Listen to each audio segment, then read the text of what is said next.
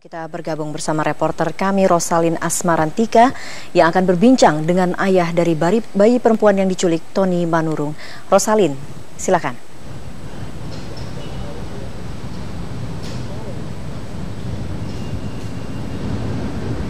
Ya Eva, sekarang saya berada di Rumah Sakit Hasan Sadikin Bandung, tempat di mana ada bayi perempuan yang diculik setelah 10 jam dari bayi ini dilahirkan. Pihak Rumah Sakit Hasan Sadikin ini sebenarnya sudah melakukan konferensi pers yang tadi dan menjelaskan kronologi serta ciri-ciri dari penculik ini. Dan sekarang saya sudah bersama dengan ayah dari bayi yang diculik, yaitu Bapak Tony Manurung. Selamat sore Bapak Tony. Selamat sore Bu. Pak Tony, kami beserta tim turut berduka atas musibah yang dialami Pak Tony. Pak Tony, bagaimana keadaan istri sekarang, Pak? Kalau masalah keadaan istri sih, kalau masalah fisik belum kuat ya, sama mental juga udah pasti down ya,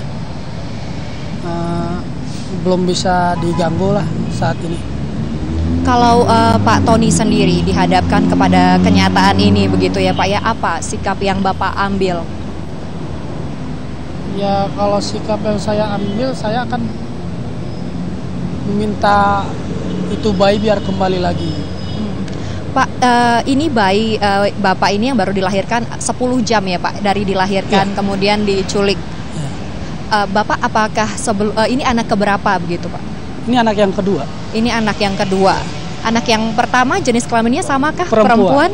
Perempuan juga sama dengan anak yang kedua ini ya Pak ya. Kemudian Pak, bisa diceritakan kronologisnya saat itu bagaimana sampai bayi ini katanya diculik oleh orang yang berseragam dokter ya Pak? Ya baik. Pertama saya karena memang sudah 1 hari 1 malam nggak tidur, saya mau tidur di bawah, memang di bawah tempat tidur pasien. Terus beberapa menit kemudian ada seorang wanita yang saya tidak kenal. Terus dia nanya, gimana Bu? Sehat? Sehat. Bu bilang sehat. Terus dia nanya waktu pulang, rencana pulang kapan Pak? Saya bilang, Dok, rencana pulang besok pagi. Nah, besok pagi ya udah, ntar saya susun administrasinya. Terus udah itu si pelaku minta KTP. Saya kasih, dia 3 detik lihat KTP saya langsung balikin lagi loh. Nah memang ada curiga, cuma sedikit banget, memang ada curiga lah. Iya. Nah terus kok ke bagian administrasi, kalau saya tahu administrasi berarti minta KTP, itu KTP harusnya dibawa, kenapa langsung cepat dikembaliin? Jadi dia hanya melihat sekitar 3 detik. Iya, hanya melihat sekitar 3 detik. Kemudian? Udah itu, nah dia ngomong sama istri, dia bilang, Bu gimana, mulus nggak? Mulus. Kemudian?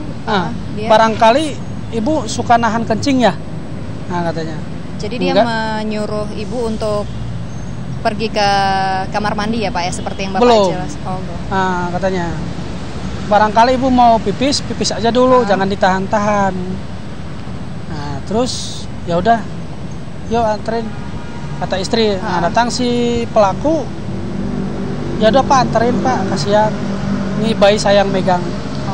Biar saya yang megang. Jadi Bapak dan istri ke kamar mandi, kemudian bayi ini dititipkan ke pelaku ya Pak ya. Ya. Kemudian kapan Bapak sadar bahwa bayinya ini sudah dibawa pergi atau hilang begitu Pak? Saya setelah dari kamar mandi, kira-kira berapa menit kemudian lihat si pelaku sama bayi udah nggak ada, memang belum ada curiga. Kemudian? Yang saya curiga memang saya juru megang dia si bayi biar digantiin pernel. Sama sarung. Loh, saya lihat sarung kok masih ada. Terus saya lihat lagi selimut. Iya. Loh, selimut bayi kok masih ada di sini? Orang bayinya nggak ada gitu. Nah, di situ saya mulai curiga. Saya ngelapor kepada orang yang magang di dalam. Oh, kemudian Bapak melapor karena hanya ada perlak dan juga selimut begitu ya, iya. Pak ya. Kemudian apa yang Bapak lakukan setelah? Nah, yang saya lakukan, saya kasih tahu kepada mahasiswa yang ada di tempat kejadian.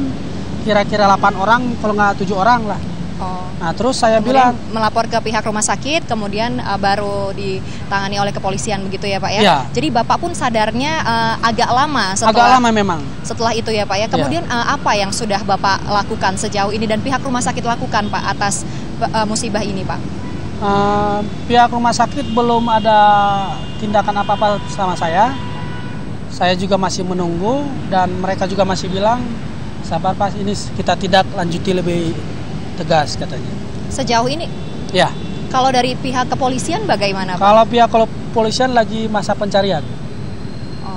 Kemudian apakah pihak rumah sakit memberikan janji begitu untuk kapan paling lama bahwa kasus ini akan selesai? Atau... Pihak rumah sakit belum berkata apa-apa. Sejauh ini penanganan yang diberikan rumah sakit ke Bapak bagaimana Pak? Masih cuman berkata kita lanjuti lebih tegas. Kalau keadaan istri berarti tadi seperti yang Bapak bilang bahwa fisik masih lemah begitu ya Pak ya? Dan sekarang masih berada di ruang perawat? Masih berada di ruang perawat. Oh, Bapak sudah menyiapkan namakah Pak untuk anak ini? Sudah. Namanya memang waktu lagi itu lahir udah nyampe ke rumah baru saya kasih nama. Siapa Pak? Namanya Valencia. Jadi anak ini direncanakan namanya Valencia begitu ya Pak ya? Anak kedua. Iya. Kami harapkan Valencia segera ditemukan ya Bapak ya, dan ini semua selesai dengan cepat. Terima kasih Pak Tony. Ya Eva, demikian wawancara kami dengan orang tua dari bayi bernama Valencia. Ternyata bayi ini akan diberi nama Valencia yang umurnya hanya 10 hari, maksud kami 10 jam dari dilahirkan, dan bayi ini diculik oleh seseorang yang berseragam dokter di Rumah Sakit Hasan Sadikin, Bandung. Baiklah, Rosalin Asmarantika melaporkan langsung dari Bandung, Jawa Barat.